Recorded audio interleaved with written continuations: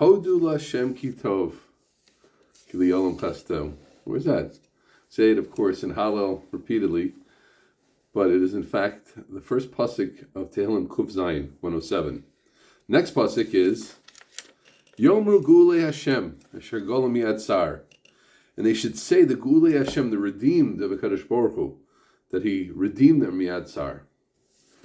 This was Tehillim explained. No, it's Mesilas Yesharim explained. I will say, why am I sharing this with you? You'll hear. There is a very widespread, even universal, minig amongst Hasidim to say before Kabbalah Shabbos, this parak, Kuf Zayin.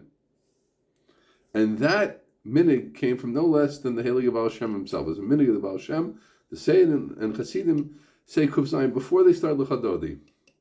Which leads us to the question, what in the world is the shaychut?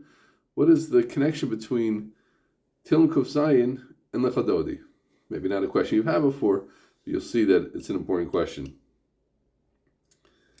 The most famous thing that comes out of this parak, I believe, I think you'll agree with me when you see it, is from a Gemara in Brachos Nun Daled, and it has a very, very famous halacha there. Amar B'Yudam Rab, Arba Tzrichim Lahodas. There are four that have to be moda. Yardei Yam, those who go down to the sea, right? You go down to the seashore and take boats to the dangerous area of the sea. Especially back then, we have the Titanic in our days. We know, especially back then, how dangerous sea travel was. Holchem Midbaros, those who go to the Midbar, for sure. Mishay Cholim Nisrapis, someone had a good sickness, pre-penicillin, and got well. Today also we have many Cholim. So these people, in these four difficult spots, when they're redeemed, they have to be moda. And in fact, the one goes through and says how these are mentioned in these different psukim. I'm not going to go through all of them; it's not relevant to us. But Tob, the pasuk Dalet, here in Kuf Zayin says Tob b'midbar b'shimon derech ir moshav lo motzu v'yitzaku el Hashem yodu Hashem chastam mishay chola. Ivilimi derech pisham afonosem yitanu kol ochel titoy of nafsham. A pasuk that we say before. By the way, some of these psukim are mentioned in Kaparas. So you want to look, you can see that. Chosh beis asurim yoshev choshev letzalmavos. That's how we start Kaparas. Yoshev choshev letzalmavos, etc. V'yomi yitzaku el Hashem b'tzar lehem. V'omer yotziyim choshev letzalmavos. V'omer yodu l'Hashem chastoi. And the famous song comes out from here also. Yodu Lashem Chasto Niflos Levnei Adam. That's the kind of the general theme of this parak. That there are those, and as I said, there are many inyanim in any parak in Tehillim. So I always find it difficult to say like this is it. But here you certainly see a very, very central idea. The four that have to be moda, and we have psukim of hoda and psukim that talk about the difficult times they went through. In Gulei Hashem, the pasuk said, "Hol Hashem kitovi hol chasto yomru gulei Hashem asher golem yad sar." Okay, so now we have some insight into Kuf Zayin. But again, this is not Tehillim explained. Maybe we'll get there. Bezrat Hashem, who knows? But it's not Tehillim explained. So why am I talking about this? And what does that have to do with Shabbos? Now we get to, friends, where this is relevant to us and why we're talking about this. We've spoken a great deal about the battleground of the Taiva against the Or, against the Tov Amiti. Olam Hazeh is a Milchama, Panu V'achor. And then we said, but Im Tamik Od Ben Yitireh, you can see a deeper level of reality where the Olam is never L'Shimash Adam, but still we're in this battle of, well, if we're in a Shikol Gadol, Kadosh Baruch Hu takes Al Kol Yidlanim. And here's the point, listen carefully. On a certain level, we are, and if you don't feel we are, certainly feel our neshama, which is the best part of us, is in this world sick, in this world in a midbar in a desert, in this world in the middle of the sea, in this world shackled and not being able to be itself. All those that have to be moda is the neshama to a certain extent. It's a tough life for the neshama. It's in jail, sick in a seaboat. Shama doesn't get anything. We'll see later as we continue in Mesilas Yesharim. Shama doesn't appreciate the activity of this world. In fact, it's strangled by them. We can only think about what it's like for a neshama when God forbid we do an avera. Our bodies get a geschmack out of saying lashon hara. Our bodies we can imagine ourselves, God forbid, eating treif and enjoying it at some level. Other things we enjoy, but to the neshama, it's so the opposite.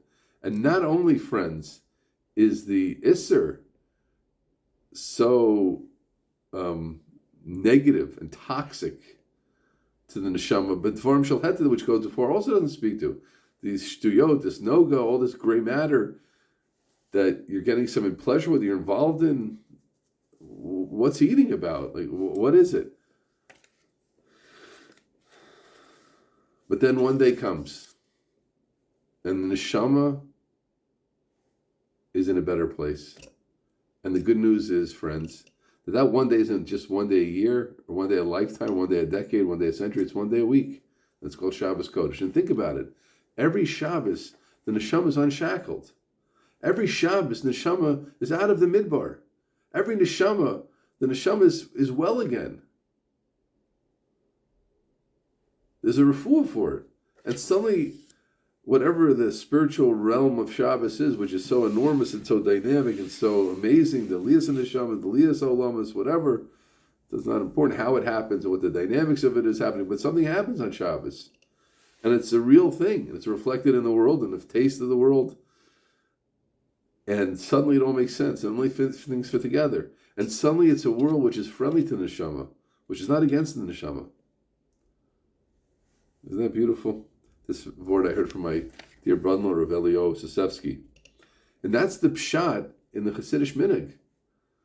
He didn't connect it to Mesilas Yesharim, I'm connected to Mesilas Yesharim.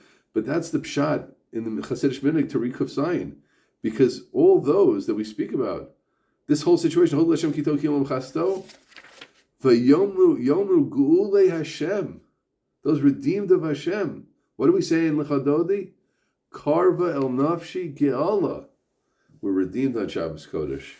And then suddenly, it's mitzvah, the oneg is a mitzvah. And Shena b'Shabbos Tanug, something, the whole week it's Miyat Shena. Don't sleep too much. On Shabbos, Shena b'Shabbos Tanug, go to sleep. Big Talmid Chacham, take a rest. On Shabbos Kodesh, Big Talmid Chachamim, Tzadikim, eat. I'm reminded the Heilige Ribnitzer said he hardly ate during the week. On Shabbos, he ate, they said he ate and ate and ate and ate. Not only that, he could eat extremely hot food and it didn't bother him. People saw him. There were many Eidim in these things. He could eat extremely hot food and it didn't bother him. Don't try this at home. We're not on the Madrega of the Ribnitzer. Believe me, that is not an insult to anybody. Just read about him. But it's a different reality, different world.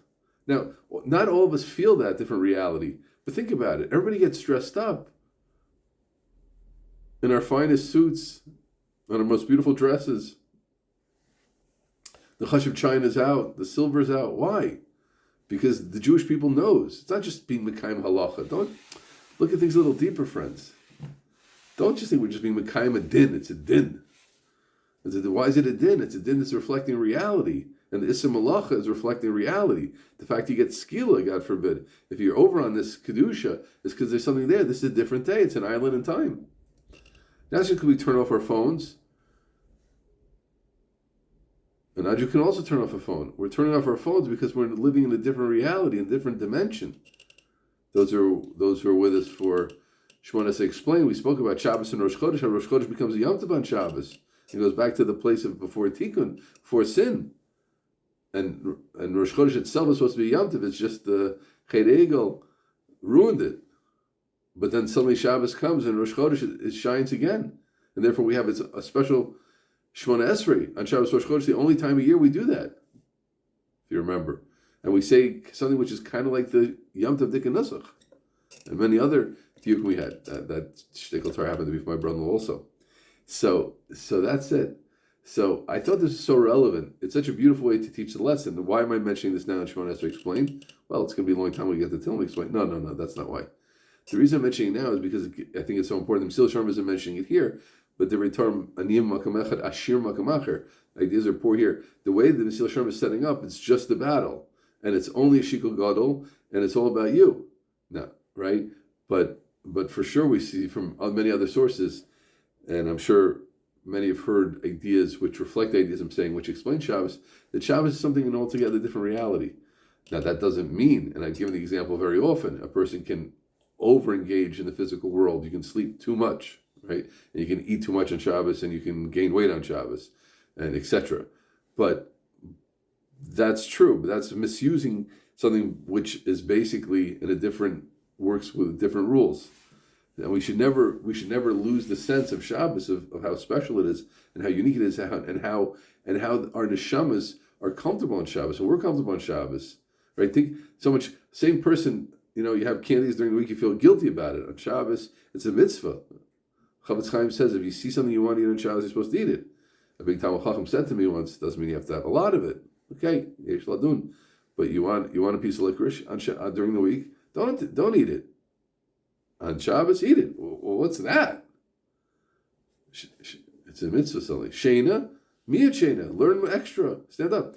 The great Rosh Yeshiva of Aaron Feinstein of Chavon Yeshiva used to tell the boys not to do NOT, do mishmarim, to stay up the whole night. In yeshivas, many boys stay up on Thursday night. God bless them. Our yeshiva bacher. On Shabbos, not. You shouldn't be mitzayir yourself on Shabbos. Again, each person can ask his rab. I'm not here to say halacha. I'm just sharing the concept. Gulei Hashem. Hod Hashem ki tov yom chasto. Yom Gulei Hashem asher galam es yatzar. So this gives such a harchav and such a shleimus to what we've been learning in Mesilas Yesharim. For sure there's a battle. And we can't say there's no battle on Shabbos either. Can't say we're divorced of the battle on Shabbos. But definitely the whole tokif of the battle and the whole chumrah of the battle and the extent of the battle and how much the neshama is embittered and embattled and how much the neshama is yardei yam holchimid baros a chola is sitting in jail. In a certain way, we're in jail during the week. By the way, I've seen even that tefillah is different on Shabbos. I've seen this in the writings of the Balatanya. Tefillah during the week is called at the time of Milchama, but not on Shabbos.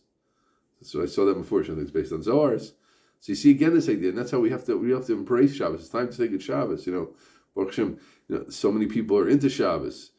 My Rashiva Psikushlavsky said, the one Mila, the Hasidic, just think about what he said. I don't know the reality so well, but he's, in general, the Lithuanian yeshivas are perceived more as the standard bearers of high level learning. But he said the Mila Hasidic yeshivas have is that the Shabbos is Shabbos to them. And it's so important for us to embrace Shabbos in its whole way. It's difficult just to understand what it's about sometimes, but to embrace it, to make it a big day, not just a day off, is a good expression.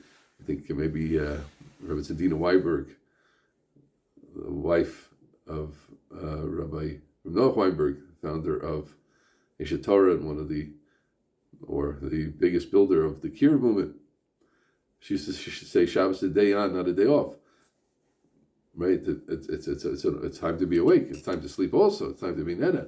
But whoa, every week we get this unbelievable matana. Every week our neshama comes through. V'yomru gulei Hashem asher galam miyatzar. So Bezrat Hashem, we should learn together with all the other ideas of Mesilas Yesharim to embrace Shabbos and to remember that the week is a milchama, definitely, but on Shabbos Baruch Hashem is v'yomru gulei Hashem asher galam miyatzar. Karvel nafshi ga'ala. Bezrat Hashem will aspire and attain the levels to understand, appreciate, and embrace Shabbos Kodesh.